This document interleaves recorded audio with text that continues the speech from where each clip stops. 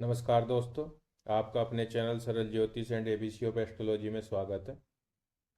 दोस्तों, हम लोग तीसरे भाव की बात कर रहे थे और इसी कड़ी में आज जानते हैं कि तीसरे भाव का स्वामी यानी कि तृतीय जन्म पत्रिका के विभिन्न भावों में स्थित हो तो कैसा फल करेगा।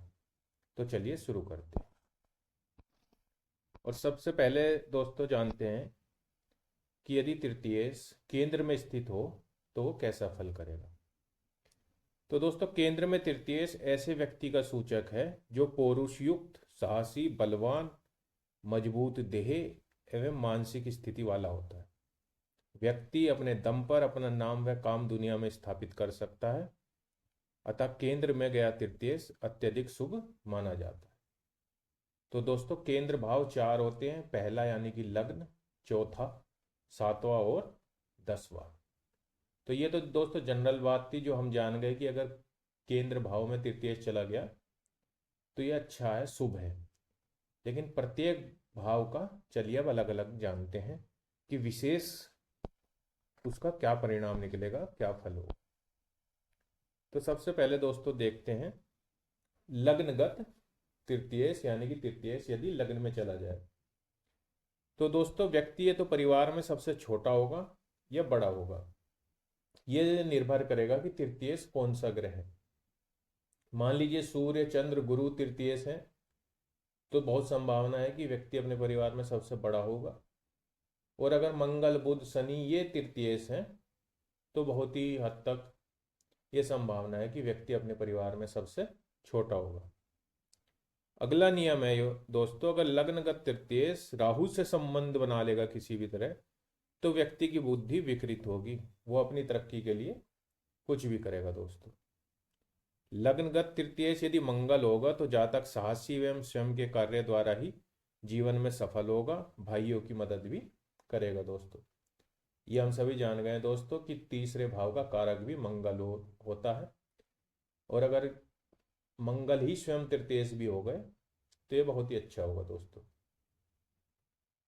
आगे नियम है दोस्तों, यदि लग्नगत तृतीयेश किसी क्रूर ग्रह से संबंध बना लेगा तो सहोदरों के लिए अच्छा नहीं है। मंगल भी क्रूर ग्रह है दोस्तों, लेकिन उसकी बात अभी हमने ऊपर देख ली कि ये अच्छा होगा। लेकिन मंगल के अतिरिक्त अगर किसी और क्रूर ग्रह का संबंध बन गया तो ये फिर जो हमारे छोटे भाई बहन होंगे या हमारे जो सहोदर होंगे उनके लिए अच्छा नहीं होगा। उनसे हमारा मन मुटाव रहेगा, उनसे हमारे संबंध अच्छे नहीं रहेंगे। और दोस्तों, अगर लग्नगत तृतीय अष्टम भाव या अष्टमेश से संबंध बनाएगा तो पैतृक संपत्ति भाइयों को ज्यादा मिलेगी। हो सकता है कि इसी कारण हमारा भाइयों से विवाद भी होगा। तो ये जो है दोस्तों लग्नगत तृतीय के हमने फल देखे। प्रारंभिक जीवन हमारा परेशानी में रहेगा यानी कि बचपना, क्योंकि लग्न जो है हमारे प्रारंभिक जीवन को दर्शाता है। और दोस्तों एक चीज और है कि अगर लग्न में तृतीय चला गया तो भाई बहन जरूर होंगे, क्योंकि लग्न स्थान जो है वो तीसरे से 11वां स्थान है दोस्तों। और 11वां भाव हम जानते हैं लाभ का है, तो भाई बहन का लाभ हमें जरूर प्राप्त होगा। तो ये दोस्तों कुछ विशेष बातें थी लग्नगत तृतीय होगा अगर तृतीय चतुर्थ भाव में होगा दोस्तों तो व्यक्ति को सुख प्राप्त होगा दोस्तों। चौथा भाव सुख भाव होता है दोस्तों, इसमें गया तृतीय व्यक्ति को सुखी बनाएगा, ये शुभ स्थिति है।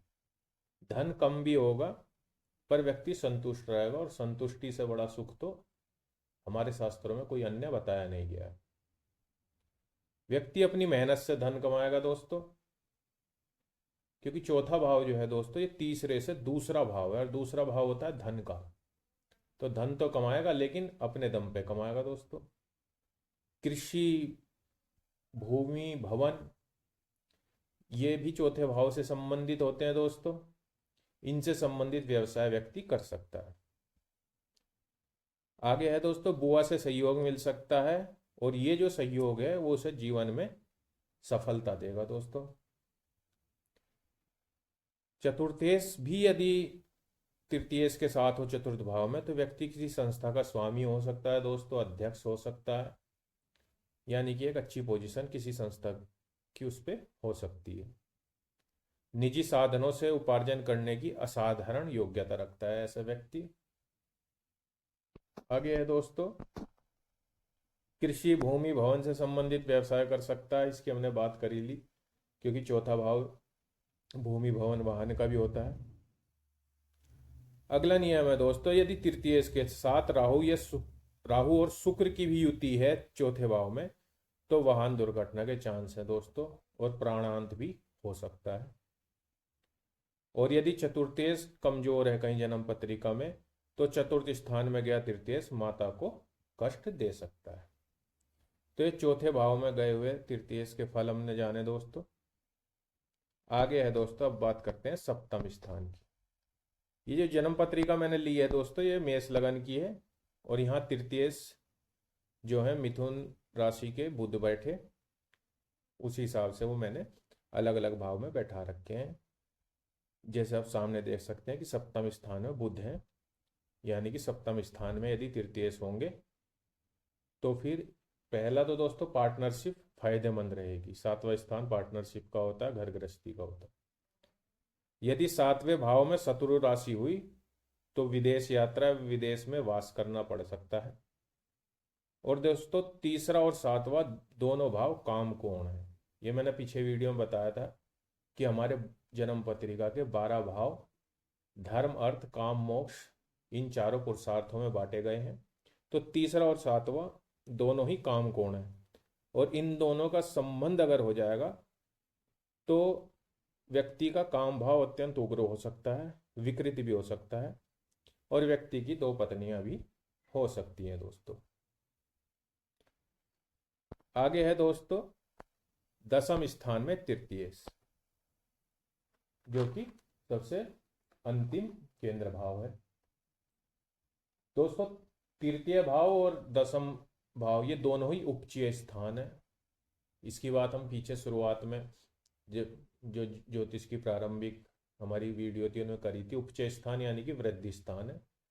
और यदि तीसरे भाव का स्वामी तृतीय दसम में चला जाए तो दोस्तों ये एक विलक्षण योग है, जीवन में उन्नति एवं ऐश्वर्य का योग है। क्योंकि दोस्तों जहाँ तीसरा स्थान हमारा साहस है, हमारा उत्साह है, हमारा जोश है दोस्तों, हमारी शक्ति है, हमारा बल है, वहीं 10वां स्थान हमारा कर्म का है दोस्तों। यदि ये दोनों चीज मिल जाए, व्यक्ति साहस उत्साह से कोई कर्म करे, तो ऐसा हो ही नहीं सकता दोस्तों कि वो उन्नति ना पाए या उसको ऐश्वर्य ना मिले। तो इसलिए इसे जीवन में उन्नति एवं ऐश्वर्य का योग भी कहा गया है दोस्तों। व्यक्ति किसी भी काम को सफल करने में जी जान लगा देगा। ऐसे व्यक्तियों के लिए कहा गया है कि काम के पीछे पागल है भाई ये आदमी। तो इसी तरह के व्यक्ति होते हैं दोस्तों जिनका तृतीय और दशमेश में या दसम स्थान में कोई संबंध बन गया, तो ऐसे व्यक्ति किसी भी तरह से अपना काम बना लेंगे दोस्तों।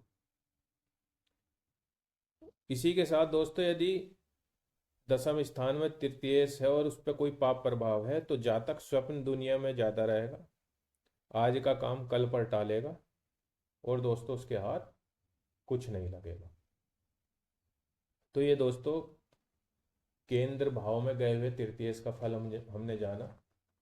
वैसे तो केंद्र में गया तृतीय अत्यधिक शुभ माना गया है, लेकिन विभिन्न भावों में और क्या क्या परिणाम वो देगा उसकी बात हमने जान ली है। आशा करता हूँ आज की वीडियो आपको अच्छी लगी होगी दोस्तों। प्लीज़ लाइक कीजिए, सब्सक्राइब कीजिए। अगली वीडियो में दोस्तों हम तीसरे भाव से संबंधित कुछ और नियम जानेंगे। नमस्ते, धन्यवाद।